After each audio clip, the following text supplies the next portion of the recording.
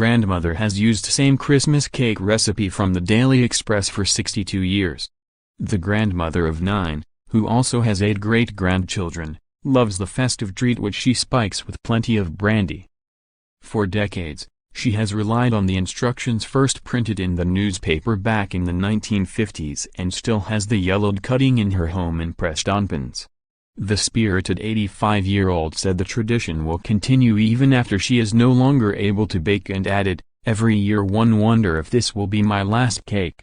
But for as long as I can, I will keep baking 2 cakes.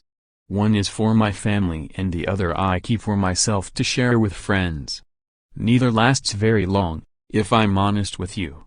I have the old cutting and had someone to type it out for me too in case it got lost or faded so much I can't read it anymore.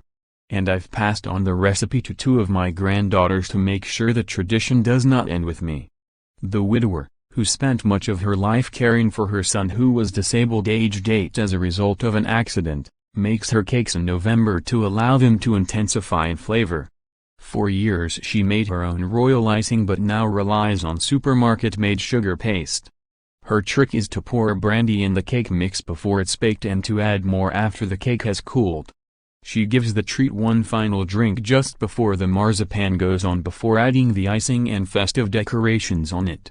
Her granddaughter Michelle Rhodes, who lives on the Isle of Skye, said, "I'm a historian and really interested in social history. As soon as grandmother told me about the recipe I thought what a wonderful story it was. Maybe there is someone out there who has been using a recipe even longer." I think with Christmas cakes in particular, if you find a recipe that works for you, you don't want to change it. I love her cake and had a little sample when I was over last week.